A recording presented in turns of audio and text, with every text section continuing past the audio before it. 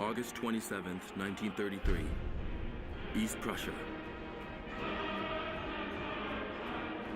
Adolf Hitler and Hermann Goering, both veterans of World War I, pay tribute to Field Marshal von Hindenburg in the awe-inspiring setting of the monument to the Battle of Tannenberg.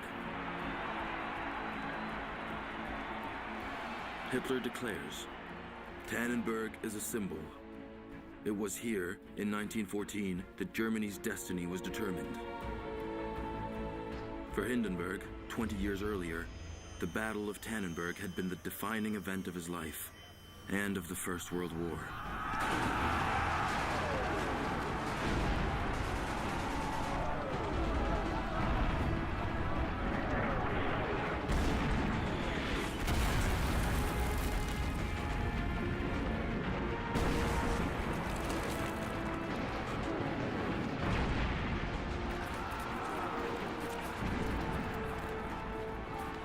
Millions of men are caught in the machinery of a war that will be short and glorious, or so the generals and heads of state promise. Instead, the war becomes one of deadlock and fear.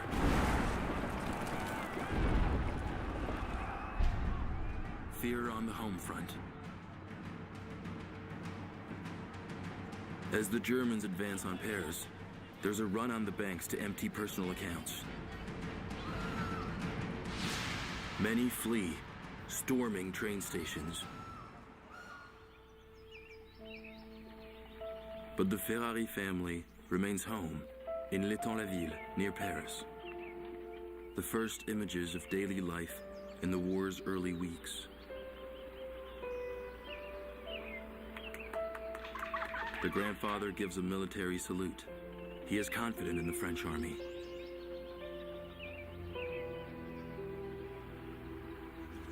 The children prepare for the new school year.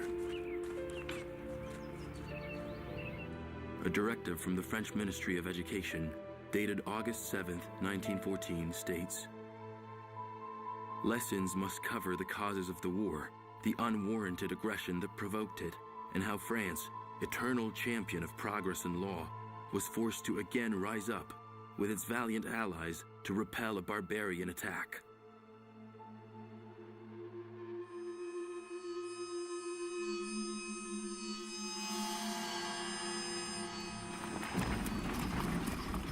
Thousands of refugees from Belgium, northern France, and the Champagne region flee the advancing Germans.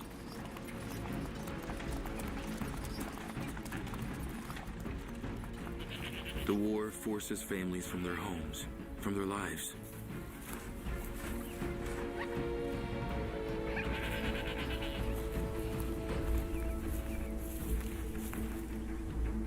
The same panic strikes East Prussia in northern Germany, where the Russians have attacked. Rumors spread. They plunder and rape. In movie theaters, German propaganda features a villain, the Russian rapist, in film after film, terrorizing audiences.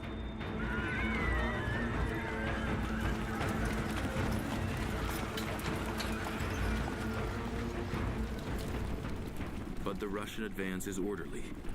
The generals execute their strategic plan, opening a new front which eases the pressure on their French ally.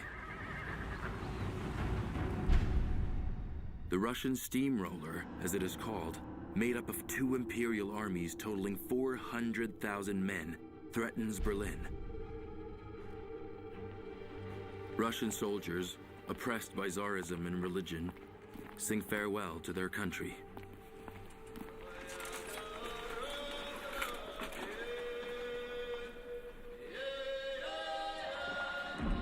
But the Russian soldiers do not understand why they must march hundreds of miles and cross the border to defend their homeland. Peasants for the most part. Many can neither read nor write. and have left no journals or letters. In his novel August 1914, the famous Russian writer Solzhenitsyn describes the buoyant mood. The regiment is a sort of village, the officer a sort of squire, and so long as meals, mass, and vodka are offered, bullets hold no terror for them.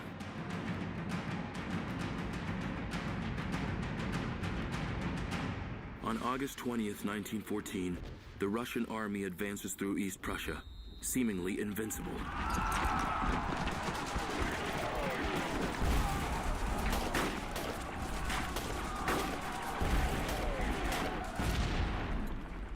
Along with thousands of civilians, the German 8th Army retreats.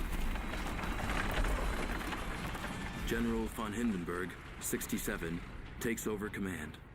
To reassure the public, the general is filmed in conversation with Kaiser Wilhelm II. Hindenburg is seconded by General Ludendorff, 47, who has earned praise for the Belgian campaign.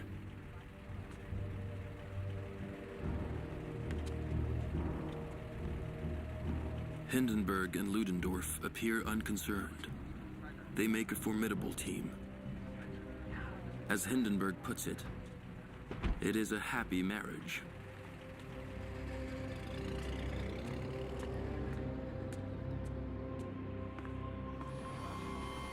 Hindenburg and Ludendorff know they are outnumbered. They have only 200,000 men under their command, half as many as the Russians, but they are better armed and can move their troops more efficiently through strategic rail transport.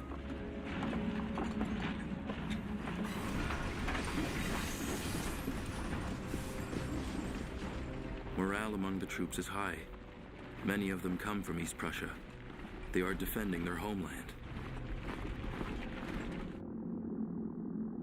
Ludendorff deploys the dirigibles of Count Zeppelin, huge hydrogen-filled airships that enable him to observe enemy movements.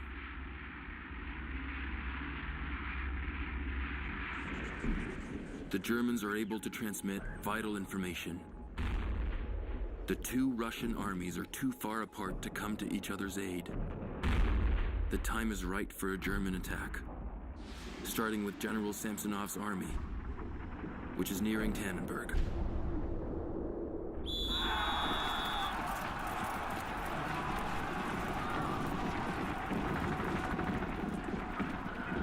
In 3 days, the Germans take 90,000 prisoners.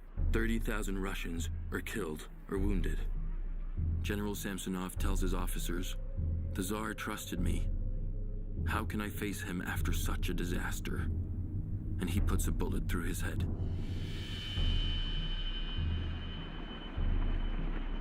The Second Russian Army is decimated in turn. The defeat is a terrible blow to Russia's French and British allies, who seek to cover it up. German refugees from East Prussia return to their villages, but rarely their homes.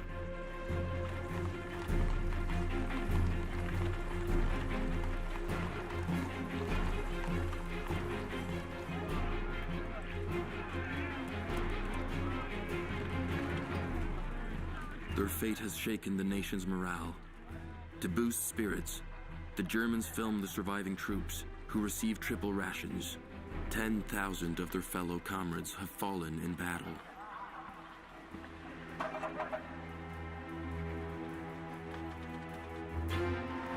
Hindenburg is named Field Marshal. He becomes a national hero. Ludendorff, the real architect of the victory, is overlooked. But Hindenburg says, "If things had turned out differently, mine would be the most hated name in all Germany."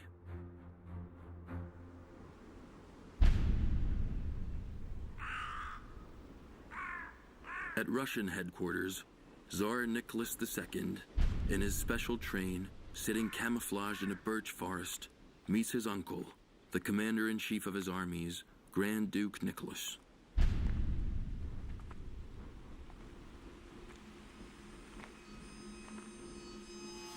An authoritarian giant, he plays down the disaster at Tannenberg. For him, the real enemy is the Austro-Hungarian Empire. He says, "The war started in Austria. The way to Berlin lies through Austria-Hungary. The Russians are able to conquer Galicia, at the time an Austrian province, and its main city, Lemberg. The Cossack cavalry advances 120 miles. Austria loses 400,000 men, killed, wounded, or taken prisoner. The POWs are a cross-section of the Slavic peoples of the Austro-Hungarian Empire, including Czechs, Slovaks, Croats, and Bosnians.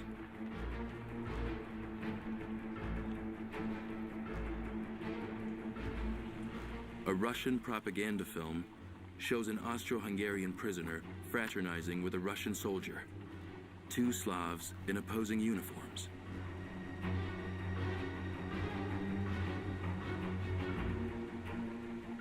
They are filmed as symbols of Russia's desire to unite all Slavs in its empire.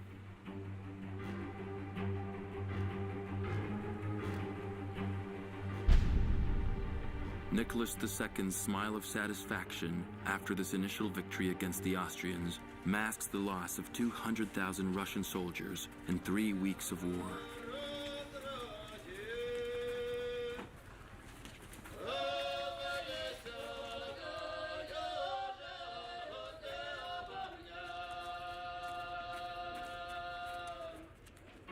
To the west, on a front 370 miles long, 7 German armies, 2 million men in all, invade France. The first army of General von Kluck crosses the Somme River, the last natural line of defense before the capital.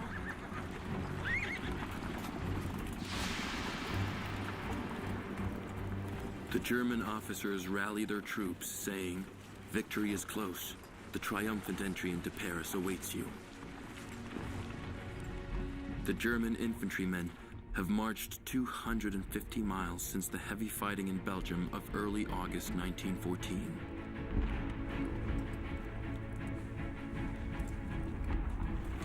The commander of the Brandenburg Regiment tells them, "We must allow the enemy no rest. Sweat saves blood."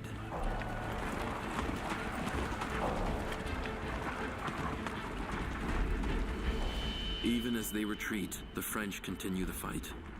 They are at the limits of their endurance.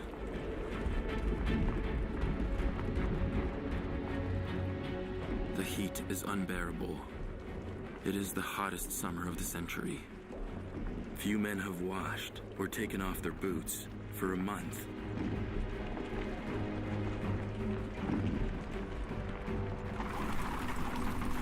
Blood oozes from the backs of the horses that are seldom unsaddled. But it is an orderly retreat by the French and British. The 1st Battalion of the Gloucestershire Regiment, which arrived in France on August 13th, has marched 185 miles before assembling to hear the Commander-in-Chief of the British Expeditionary Force, Field Marshal Sir John French, tell them that the situation is grave. All of France says its prayers. Every side invokes God's name.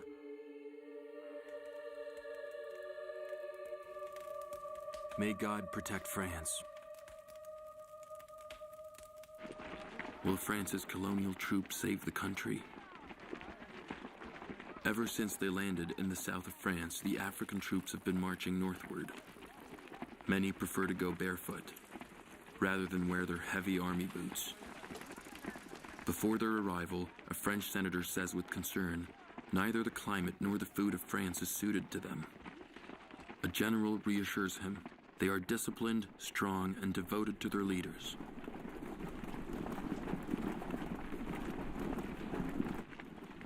One of these Senegalese infantrymen is carrying his captain's deck chair.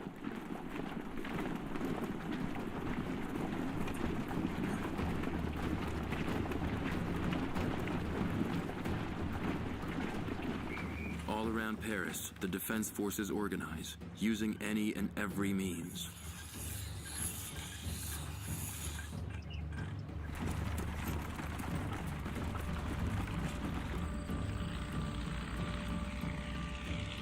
But on September 2nd, 1914, two French aviators returned from a reconnaissance flight over enemy lines. The German forces are changing direction. Rather than carry on to Paris, the German armies swerve in an attempt to encircle the French army, thus opening themselves to an attack by the French and British along the Marne River.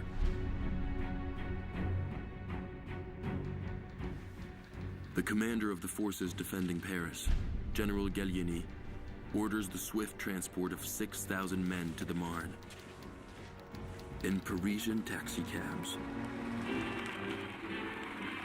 A huge propaganda operation which the government has filmed to boost French morale.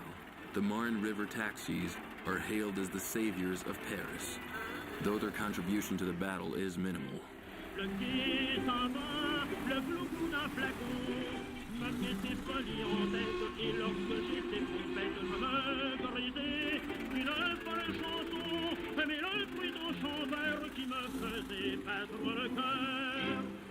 They carry only a fraction of the million Frenchmen preparing for battle.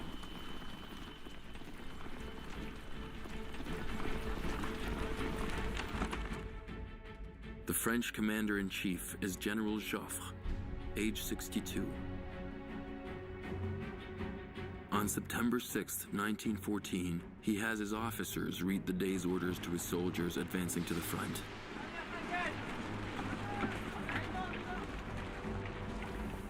At the moment when a battle is about to begin, upon which hangs the fate of France, a troop that cannot advance must at any cost hold on to the conquered ground and be killed there rather than retreat. No weakness can be tolerated.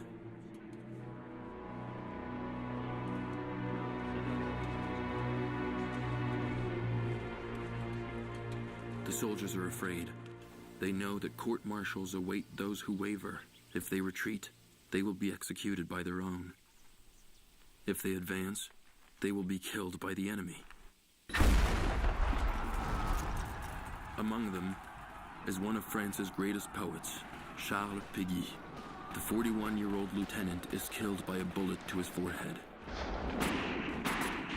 A Christian socialist and patriot, he had written these verses. Blessed are those who died in a just war. Blessed the ripe wheat, the wheat gathered in sheaves. Blessed are those who died in great battles, stretched out on the ground in the face of God.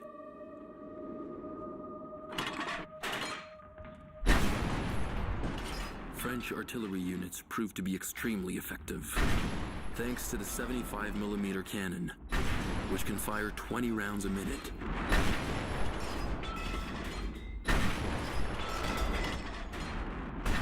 It consumes an astronomical number of shells, some 100,000 shells a day, 200 million shells for the entire war.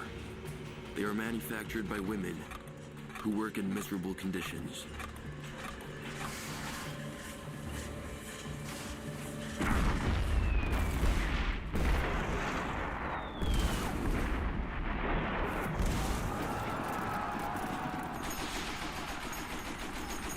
On September 9th, after 3 days of fighting, the French and British are victorious, but only after human carnage on a terrible scale.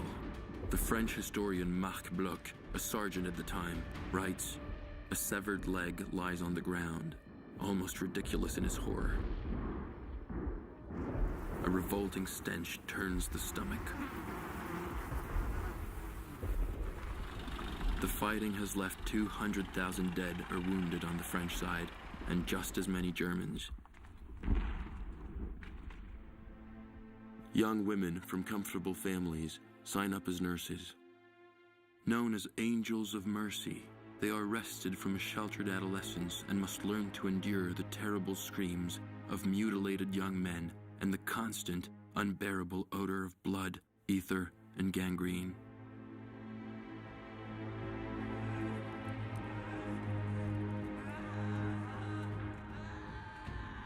The unimaginable number of wounded and dead does not deter military and political leaders.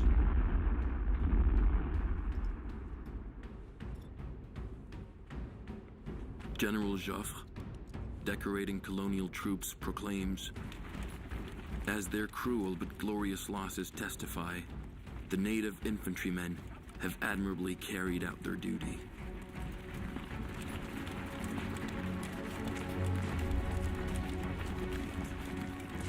Curiously, patriotism among the troops also remains high. Despite the slaughter, they think the war will end soon. Private Pierre Branguier writes to his wife, "I have not given up hope of returning this November. I cannot imagine that the nations involved can keep up their incredible effort much longer."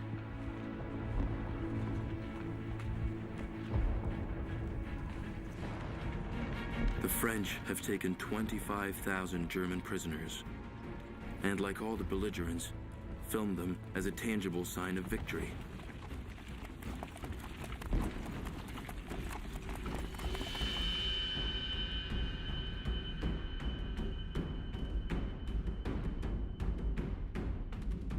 Troops view their captives with curiosity, mixed with hatred. Henri Desperrières, a 21-year-old soldier from the south of France, says, "It's the first time I see them up close. My cartridges weigh heavy in my pockets. I long to plug a few Prussian bellies with them." Altogether, the POWs are treated rather well on both sides. The International Committee of the Red Cross creates the Prisoners of War Agency. It will deliver 10 billion letters and parcels over the course of the conflict.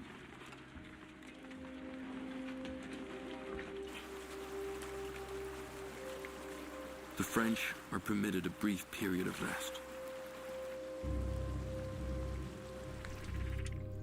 The colonel, the father to his regiment, expresses his concern for the survivors. "How is the stew, soldier?" is the standard phrase.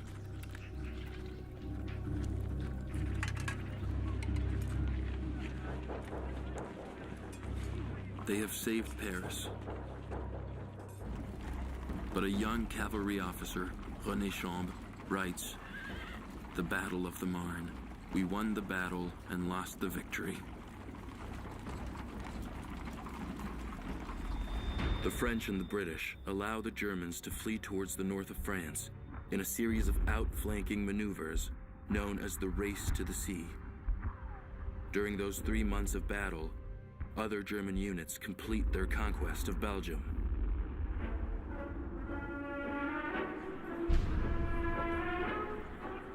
The German military seek to win over the local inhabitants. But the plundering and requisitions to feed the soldiers quickly spells starvation for Belgian citizens. Among these German soldiers is an obscure Austrian painter who has enlisted in the German army. Adolf Hitler, then 25 years old, will remain marked by the hell he experienced in Flanders. In his book Mein Kampf, Hitler writes, "The pride of the fighting soon turned into nightmare." For 4 years, the British refused to abandon the area around the Belgian town of Ypres. This small strip of Belgium must remain in Allied hands. That is the wish of the Belgian King Albert I, to whom King George V pays a visit of support.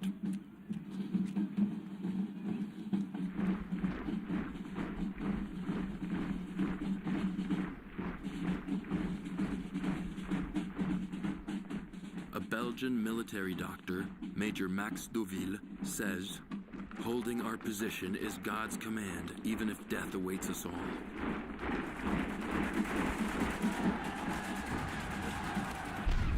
Ypres, the last British stronghold in the north.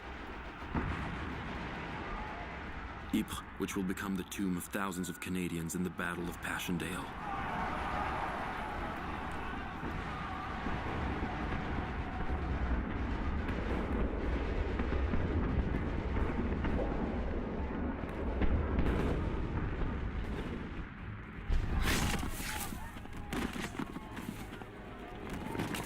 To fill the ranks, in the south of England, the British train ever more fighting men.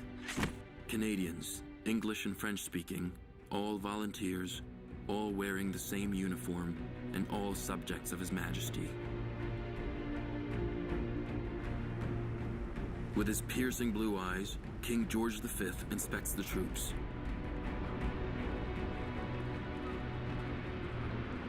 They are the same age as his oldest son, who is serving in the Royal Navy. This worries the King and Queen Mary, seen here smiling bravely for the occasion.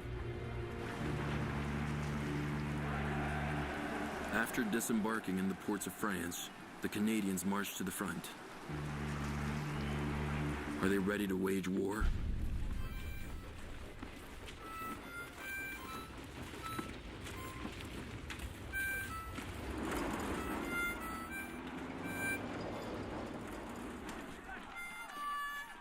Claudius Corneloup, a private from Quebec, writes, "Our soldiers anticipate long hardship without questioning, without even grasping that on each face they will witness pain and anguish. They will suddenly be transported into the darkness of great calamity."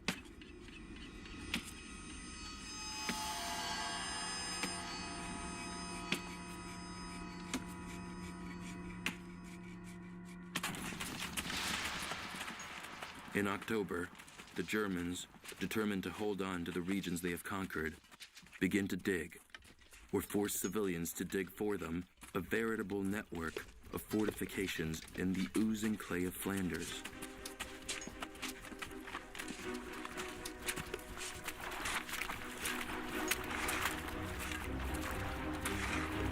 The heavy soil is waterlogged because the Belgians deliberately opened their dikes to flood the region. The Germans work hard to make these termite colonies livable, but winter will transform them into freezing crypts.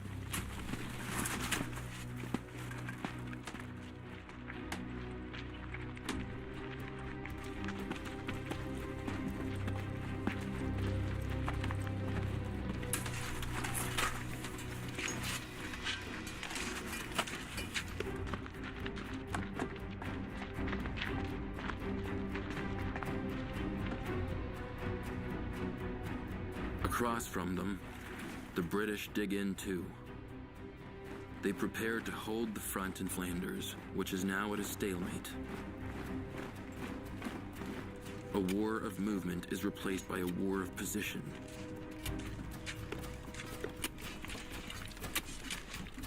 Private Corneloup is not happy.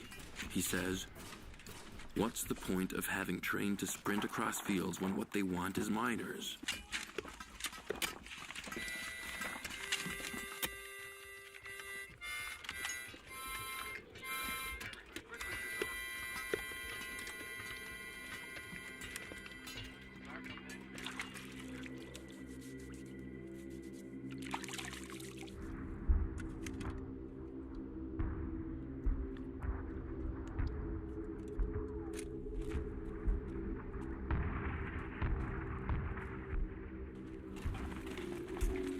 Farther south, the French make do with more or less interconnected foxholes.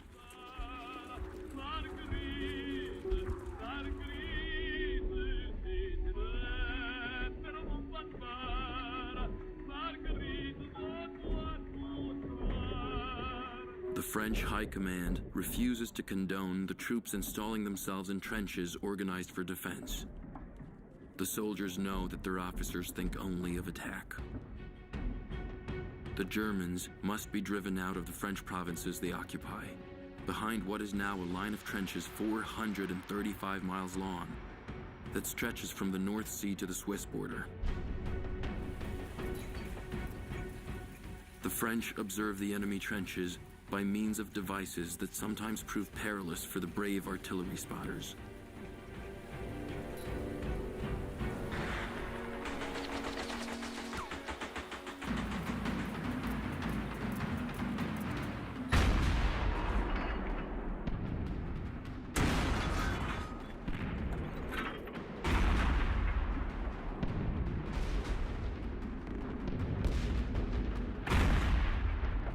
In the winter of 1914, General Joffre launches vast offensives that are stopped dead by German machine guns.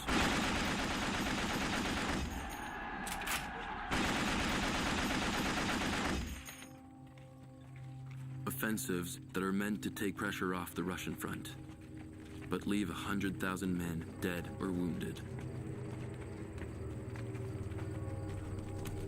20,000 die merely to capture the lonely peak of a forgotten mountain.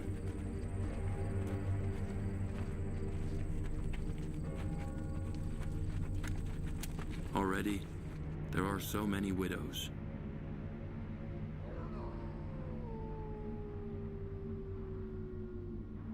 Inconsolable at the loss of a 20-year-old husband when one is mother to a 20-month-old child.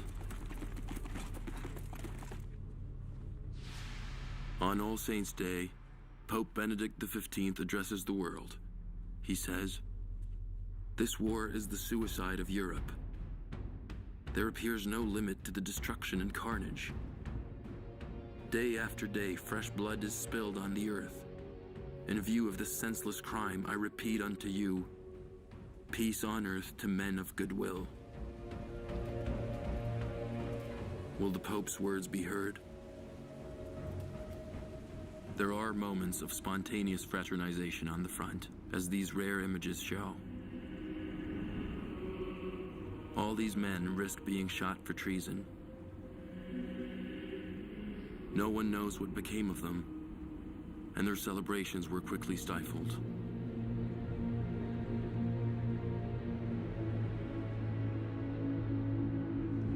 The generals remain deaf and blind. The military, already very powerful at the beginning of the war, is starting to dominate politics and politicians.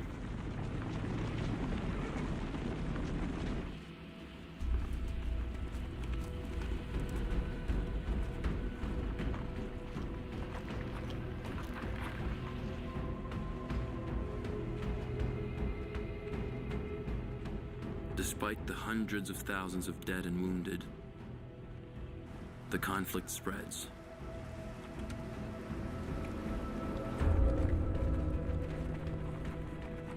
In Africa, the French, British, and Belgians attack the German colonies of Togo, Cameroon, Tanganyika, Rwanda, and Namibia.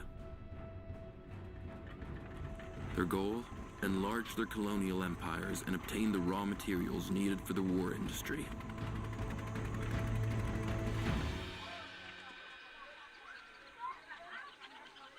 Rare images of peoples that had largely been left to themselves and are now conscripted, sometimes under the lash, as here in the German colony of Zanzibar.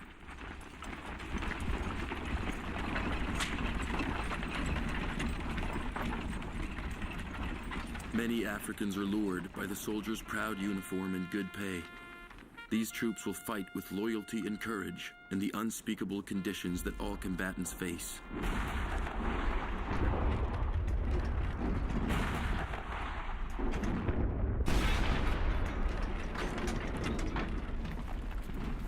A 100,000 Africans and 30,000 Europeans will lose their lives in Africa, victims of ferocious fighting and diseases such as dysentery, typhoid, and especially malaria.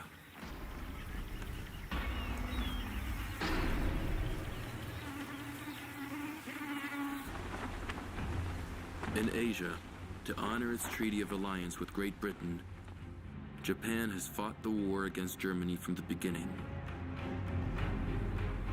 The Japanese take the opportunity to help themselves to the German enclave in China, the port of Tsingtao, where there's a German brewery that produces a beer known to this day.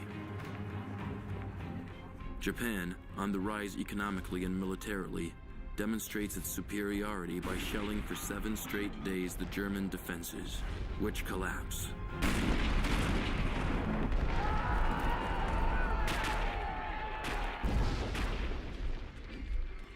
Tsingtao and its beer now in their hands, the Japanese turn their attention to the rest of China.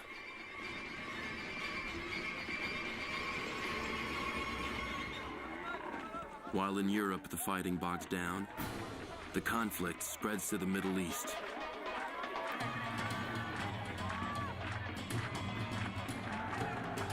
On November 23, 1914, in Jerusalem, then part of the Turkish Ottoman Empire, Allied with the Germans, the Musons call for a holy war to rally Muslim combatants against the French, British, and Russians.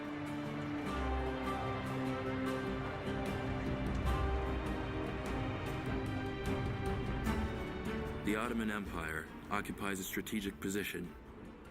Its capital, Constantinople, now Istanbul in Turkey, is the home of the Hagia Sophia Basilica, which has been turned into a mosque. Constantinople commands the passage between the Mediterranean and the Black Sea. The Ottoman Empire reaches as far as the Persian Gulf and threatens the Suez Canal, a vital artery for the British and a major shipping route for supplies to the Western Front. The Ottoman sovereign is Sultan Mehmed V, 72, here seen receiving the German monarch Kaiser Wilhelm II. Wilhelm II is worried about diplomatic maneuvering by the British, who tried to buy Turkey's allegiance, but the Germans outbid them.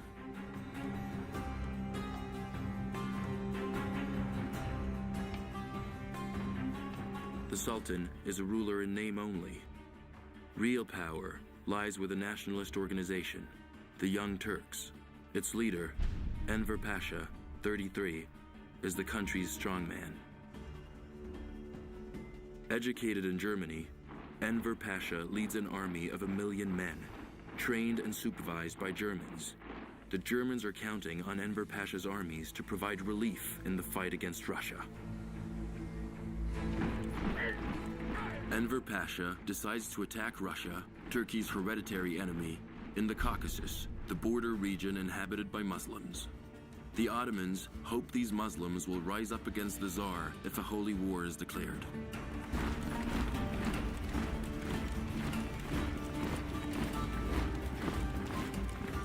The Turks, fearsome warriors, have already fought the Russians, who hold the passes and who have deployed their troops in the mountains to draw the enemy toward the summits.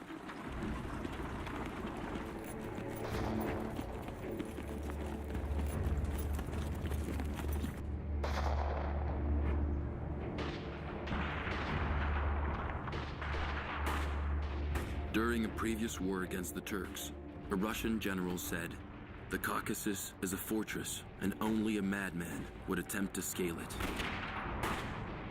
Is Enver Pasha mad? On December 22, 1914, in the middle of winter, he launches an attack in the mountains near Sarikamish.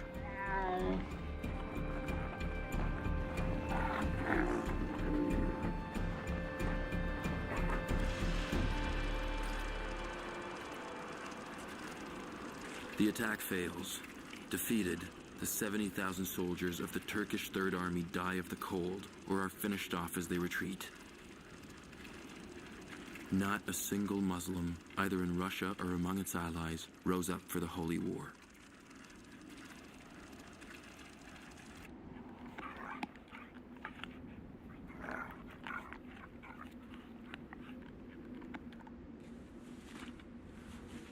The party in power, the Young Turks and Enver Pasha, need a scapegoat. They settle on Turkey's Armenian community, who are Christians. The Turkish Interior Minister issues an order for genocide. The government has decided to destroy all the Armenians living in Turkey. No regard must be paid to either age or sex. No allowances will be made.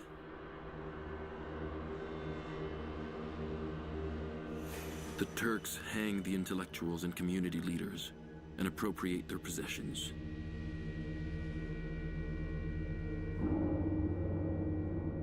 Their wives and daughters are raped, then murdered.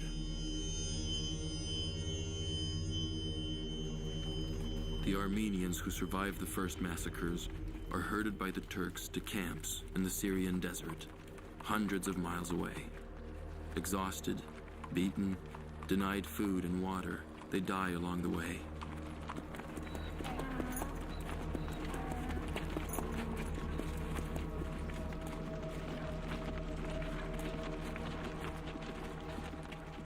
Over 1 million Armenians are killed.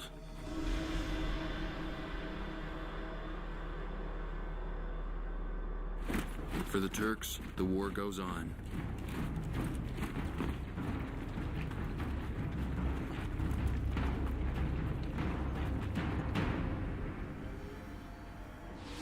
On March 15, 1915, a joint British and French fleet tries to force the Dardanelles Strait to take Constantinople and prevent Bulgaria from entering the war alongside the German and Ottoman empires.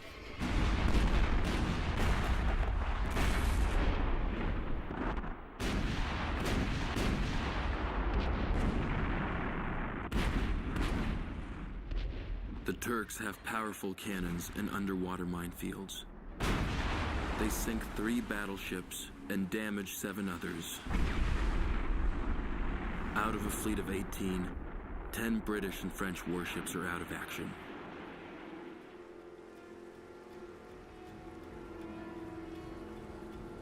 After the defeat, Winston Churchill, then First Lord of the Admiralty and mastermind of the mission, is forced to step down. But those responsible for the disaster are the admirals and generals. In their continued contempt and underestimation of the Turks, 1 month later, they venture a landing on the coast of Turkey at Gallipoli to seize the enemy batteries.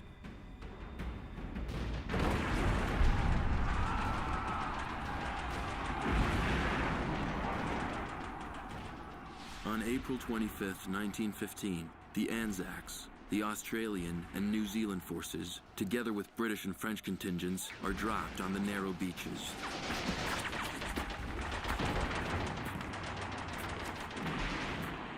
From high on the steep slopes, the Turks fire on them with impunity.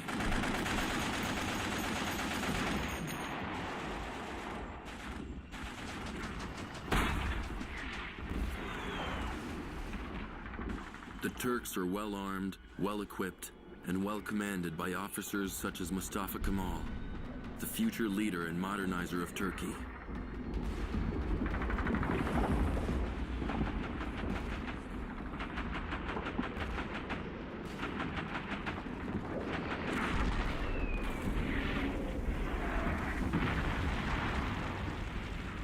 Pinned down, the Allied troops endure months of agony.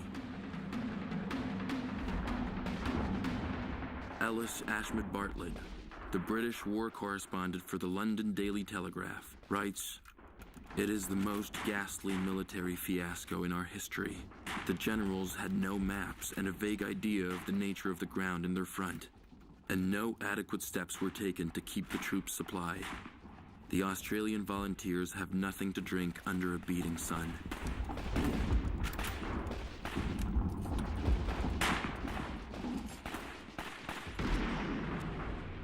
Three months later, using his own camera, Ashmead Bartlett films these same men, now starving and feverish. They know that 150,000 men have been killed or wounded here in vain. Bulgaria has swung over to the German side. The Dardanelles remain in Turkish hands.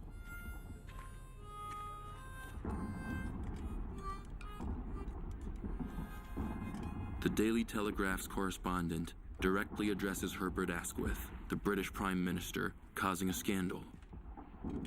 "Mr. Prime Minister, I am not sure you are aware of the true state of affairs out here, or to what extent the generals keep you informed.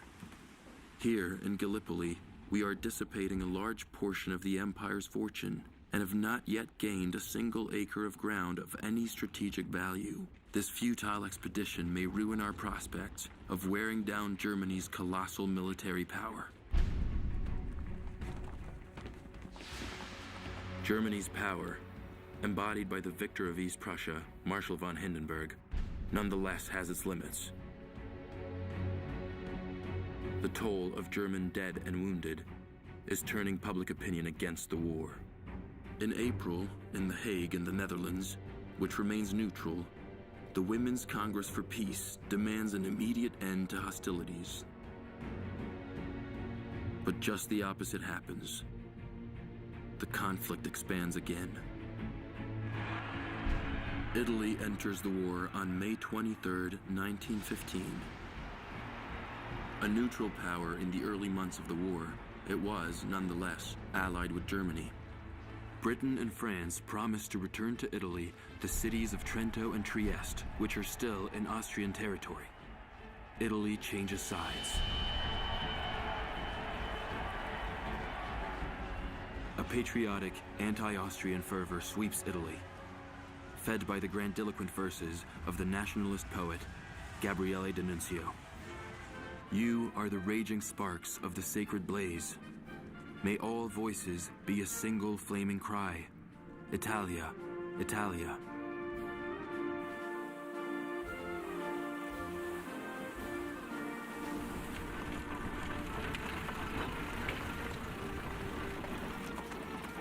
These young Italians have no idea of the hardships ahead as they march into the Alpine War.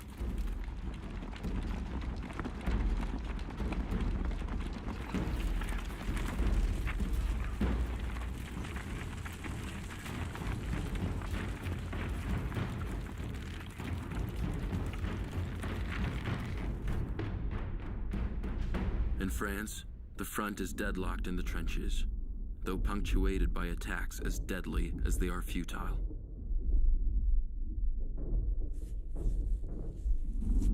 Private Charles Gaillard writes, "Here, morale is very poor. We're fed up with fighting but not advancing, and the peasants envy their cows, which are bedded more comfortably than they are."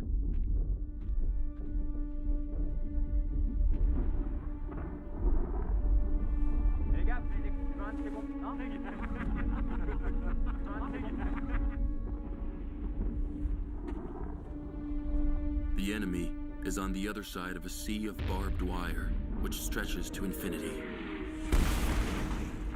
Given the impasse, the Germans decide to strike a major blow in the east, in the part of Poland still under Russian rule.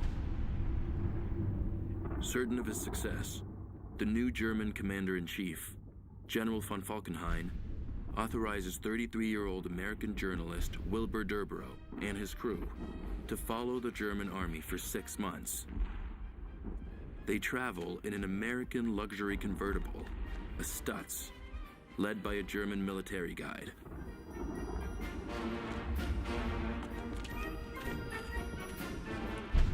Durborough is clearly proud of his scoop. In the United States, which is still officially neutral, hostility toward Germany surges after a German submarine torpedoes and sinks the British liner SS Lusitania on May 7, 1915, killing 1,500, including 120 Americans. The Germans claim the attack is justified because the Lusitania was transporting ammunition. Proof of this emerges only years later. But the darkening mood at home does not stop Durborough from enjoying his travels with these German officers. He presents an affectionate portrait of the Kaiser's troops relaxing before the attack.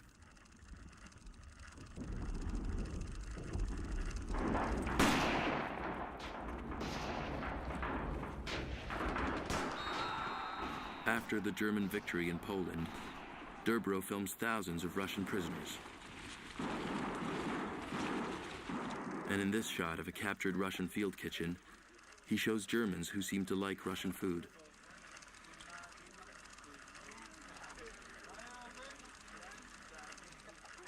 Durborough films himself on the platform at the Warsaw train station, alongside German soldiers celebrating the city's capture. Then, accompanied by a police contingent armed with whips, he films the Jews in the Jewish quarter.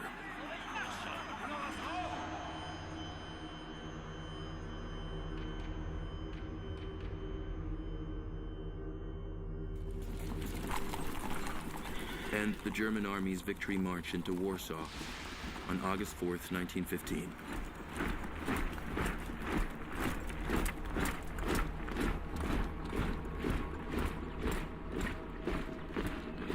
Other war cameramen also capture images of Germany's might as Zeppelins bomb London. The British realize that the heart of their empire is now vulnerable. A new kind of warfare is born, Industrial warfare, a war of destruction, of annihilation. The aim now is to kill as many people as possible, as quickly as possible.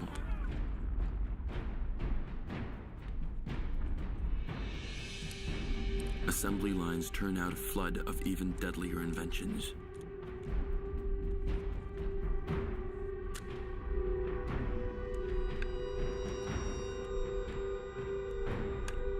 Grenades of all kinds, bombshells of every caliber, a variety of poison gases, a proud achievement of scientific research.